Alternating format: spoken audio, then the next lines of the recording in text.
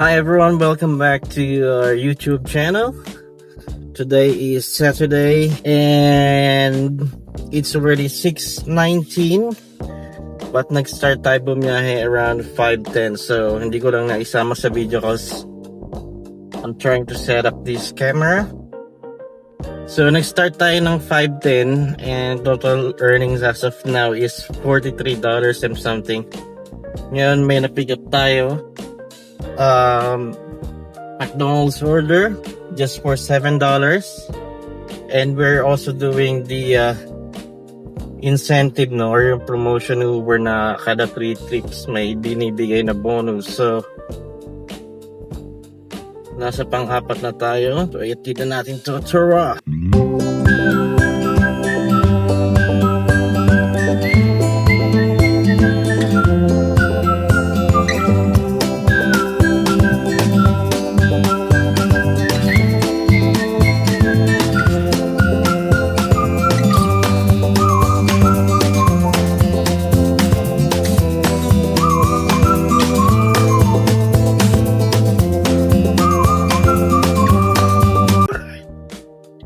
So natapos na natin yung fourth order. Yan, 7.7. Na nag-aantay tayo sa sunod. Hopefully may bigay. Okay. So while waiting, balik tayo sa hotspot. So let's go.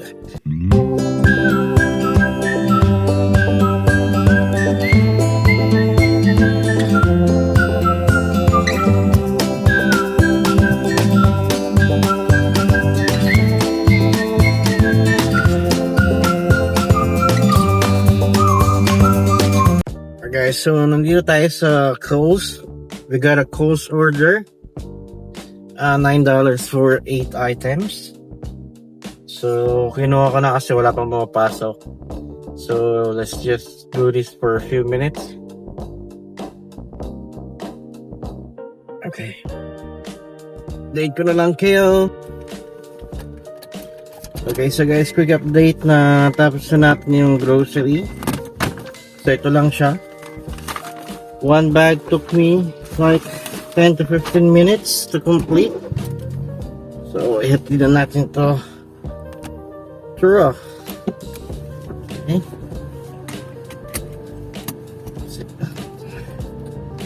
So usually saglit lang talaga siya na gagawa, no? Kasi advantage rin pag episado mo na yung mga aisle or yung area within the grocery. Medyo madali na lang, pasikot-sikot. So this will be our 5th order for today.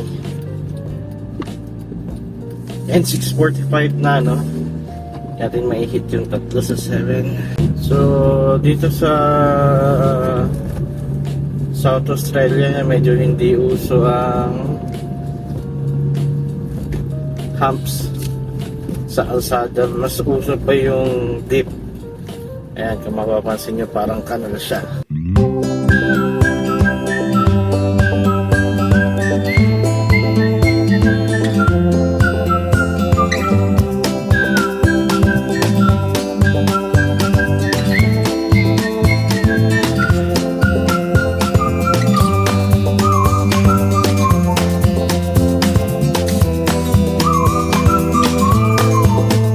So, drop na natin ito, libot ang door lang.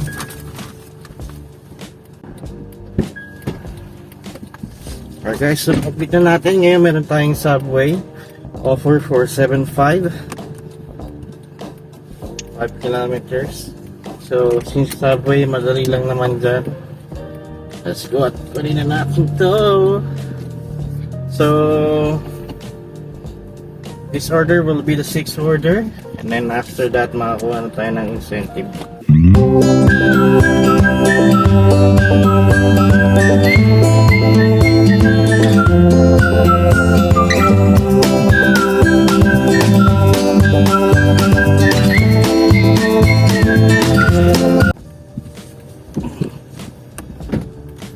Okay guys, so nakuha na natin yung dalawang order. Now, let's head to the customer. It is just 1.6 kilometers away.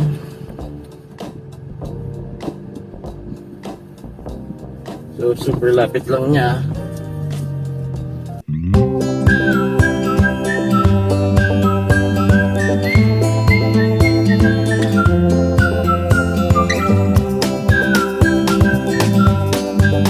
Now, we're 2.8 kilometers away from the other drop-off. Let's go.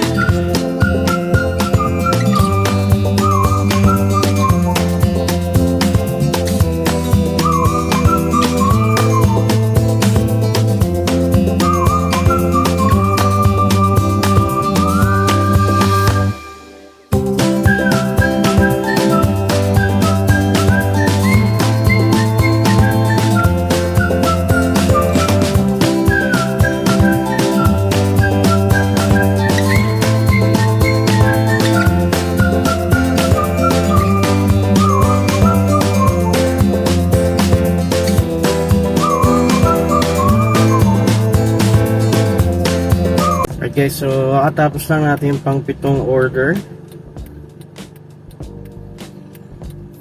And time check, it's already 7:02. So current earnings natin is $86. So bali lumalabas yung per hour natin is around $43. So for now, medyo fast forward natin yung video. And we will check back every hour to see kung nag-increase ba yung hourly rate or it will still be the same with the incentive. So let's go.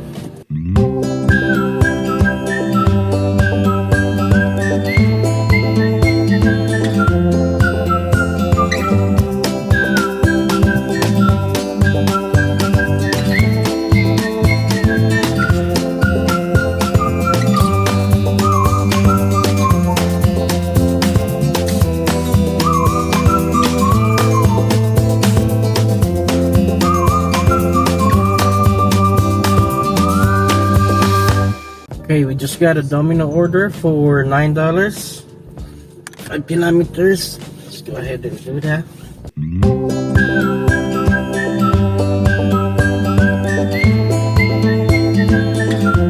Okay, this is our 8th order.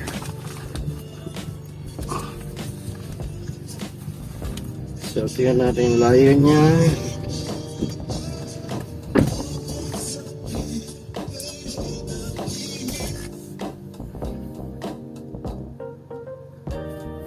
Alright, so less than 5 kilometers.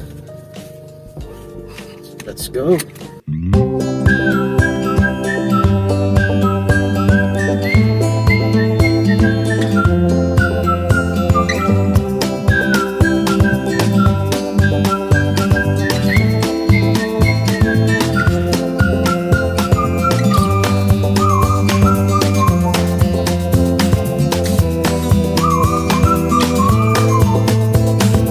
Quick update, it's already 10:33. So ang huling order na pumasok is around 10:15 and right now wala na talagang pumapasok, so it's time to go home. So pauwi na tayo sa bahay, no? And pag naabot na natin bahay, doon natin tingnan kung magkano yung total earnings natin for today. So let's see. Nakikita nyo, konti na lang talaga yung tao sa labas, halos wala na sasakyan.